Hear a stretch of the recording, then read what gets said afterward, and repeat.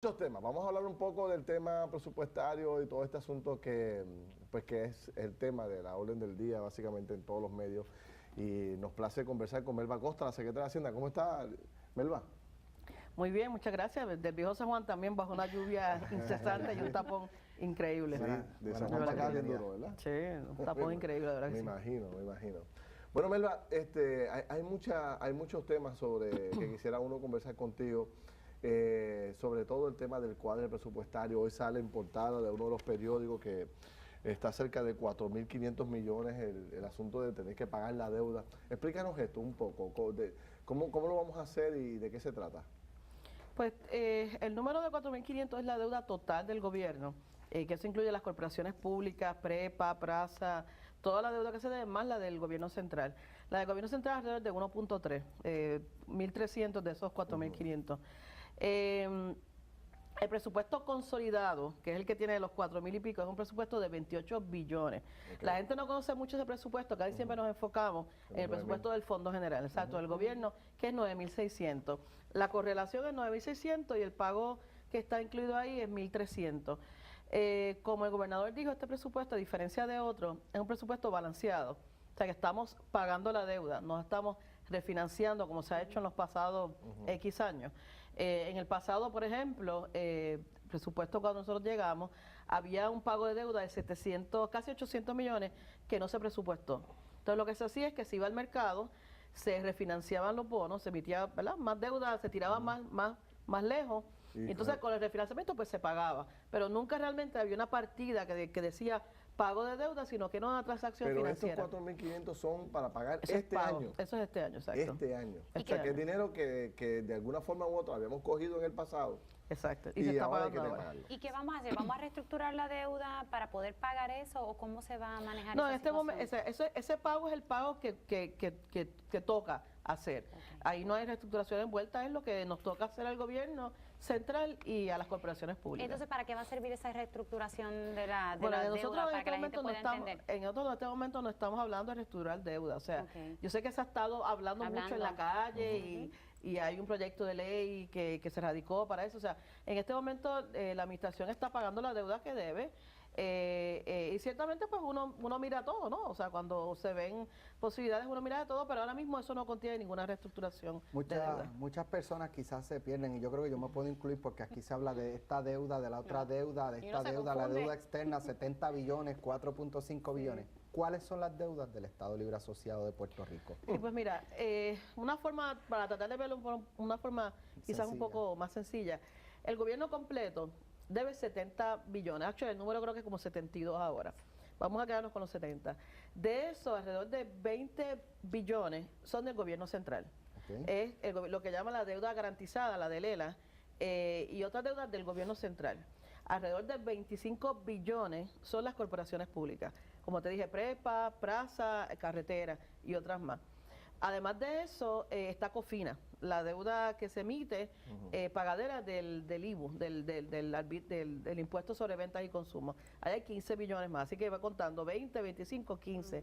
Aparte de eso, hay como 5 billones que es de los municipios.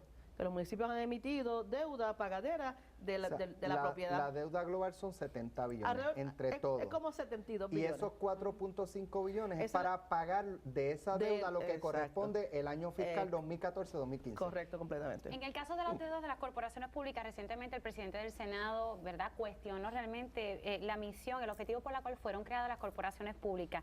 ¿Qué vamos a hacer con estas corporaciones para ponerlas en cintura? Porque siempre decimos que vamos a hacer algo, pero como que se queda ahí. Pues mira, yo estuve en esa vista cuando el presidente dijo lo que dijo, y lo que dijo es, las corporaciones públicas legalmente se supone que sean entes autónomos, que generan sus ingresos, que emiten deuda, que pagan su deuda. Y en los pasados 2 años las corporaciones públicas han estado dependiendo o del gobierno para subsidios o del Fondo General. Por ejemplo, Carreteras tiene una deuda con el BGF de 2 billones de dólares, que le ha cogido prestado y no la ha podido pagar. Y el planteamiento es, de ahora en adelante las corporaciones públicas tienen que pararse y ellas ser self-sustaining, o sea, no pueden seguir dependiendo de otros. ¿El gobierno va a parar entonces esa línea de seguir dándole dinero? ¿Lo van a hacer? Bueno, hay una serie de reuniones, yo he estado participando en algunas de ellas, para hablar de otro tema, que es la reestructuración de las operaciones, no de la deuda, Ok. de las operaciones.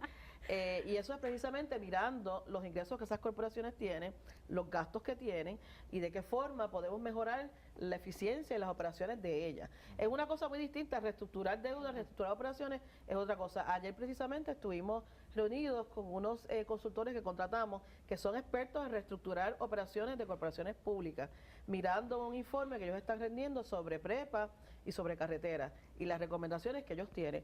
Y ciertamente hay margen, o sea, por darte un ejemplo, en carretera, como parte del informe surge que los proyectos de carretera de construcción han ido mermando, mientras que el personal que trabaja proyectos de construcción ha ido creciendo. O sea, es una Increíble. completamente Comparación. que no hace sentido. Así que son las cosas que estamos mirando y obviamente es parte de lo que estamos haciendo. Al final del día pues van a venir unas recomendaciones. Nosotros llevamos como 3 o 4 días discutiendo el asunto de los empleados transitorios.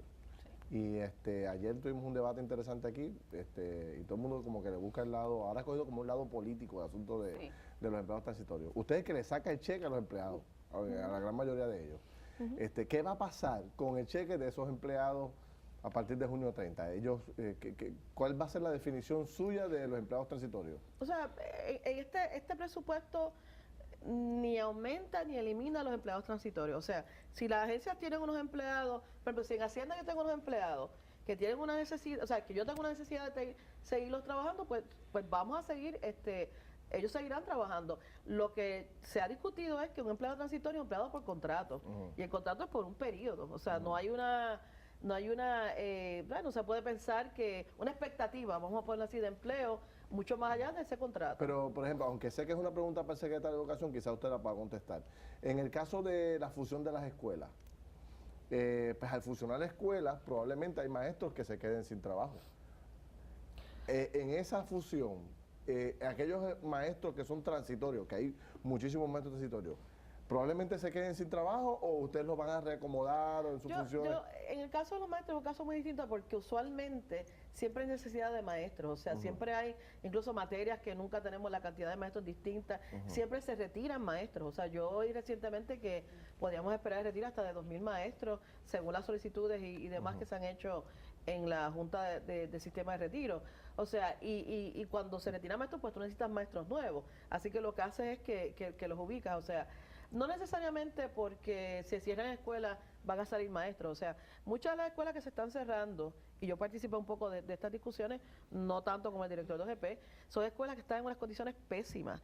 O escuelas que tienen, por ejemplo, 80 niños nada más. O sea, una escuela completa para 80 niños. Sí, sí, el gasto Y es más ser eficiente con los recursos.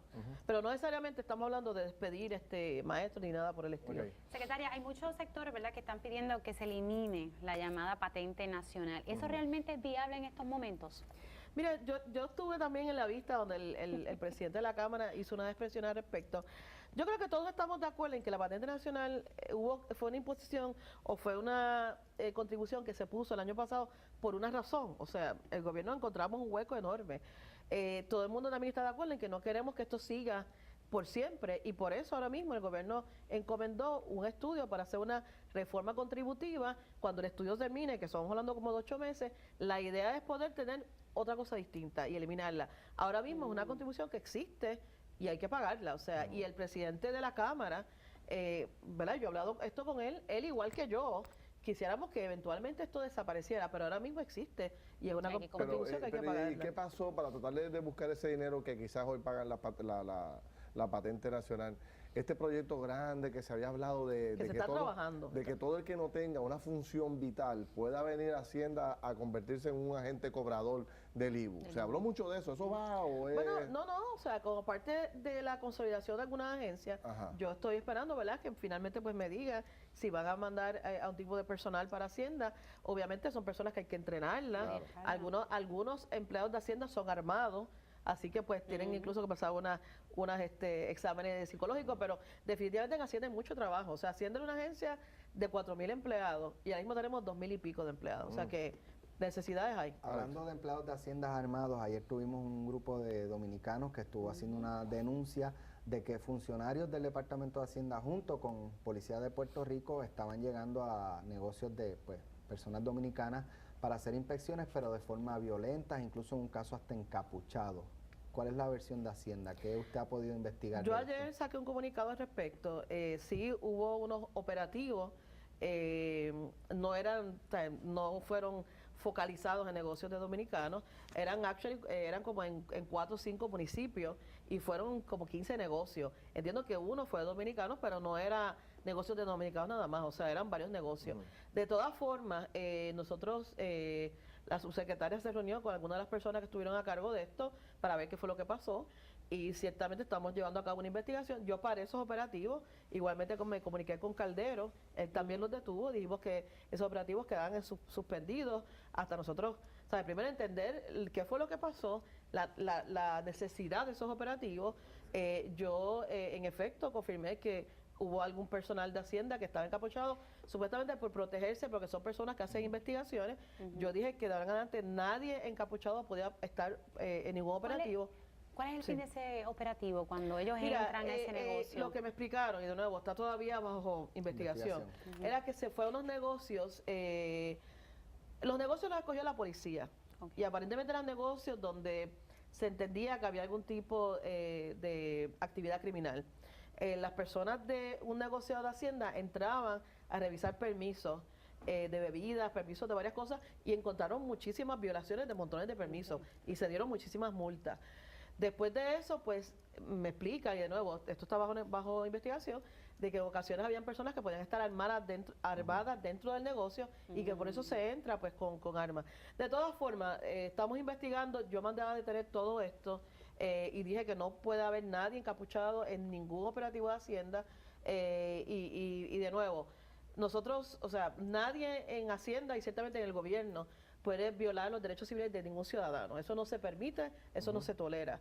Y si eso se prueba dentro de esta investigación, pues se tomarán las medidas que tengamos que tomar. Secretaria, tengo poco tiempo, pero me gustaría que nos ilustrara sobre este caso que sale de Doral Bank y el Departamento de Hacienda. ¿Cómo uno puede entender esto? De hecho, vi un reportaje hoy que en gran medida también lanzó un poco de preocupación porque una cadena de televisión se fue a la calle a preguntar si seguían confiando en el banco.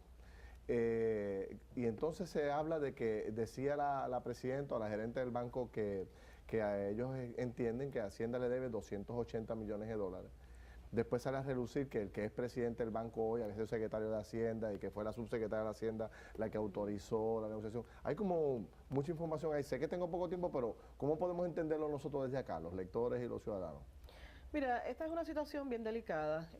Nosotros, por lo menos en Hacienda, la hemos tratado con la mayor responsabilidad posible. Es una situación que la información que hay la hizo pública el mismo banco a través de una información 8K. Hubo un acuerdo que firmó en el 2012. ¿Por qué Hacienda está mirando eso? Porque ese acuerdo, un poco extraño, no se registró en los libros del 2012. Cuando nosotros llegamos no estaba registrado para nada. O sea, fue parte de los ajustes de la auditoría. Cuando nosotros acabamos sacando esos estados. Eso quiere decir que no aparecía esa obligación no con el banco. O sea, no apareció nada de eso. Okay. O sea, y entonces pues miramos el acuerdo para entender lo que era ese acuerdo y hay una duda sobre el mismo. Yo le pedí una información al banco, el banco me envió la información y próximamente la Hacienda va a estar expresándose al respecto. Es algo muy delicado, es algo que está ahora mismo bajo análisis, es bastante complejo, pero nos vamos a estar Pero hoy no está en expresando. posición de decir que Hacienda literalmente le debe los 280 millones de dólares al banco. Sobre eso yo no voy a opinar ahora, en su momento Hacienda opinará. Muy bien. Bueno, secretaria, Gracias, secretaria.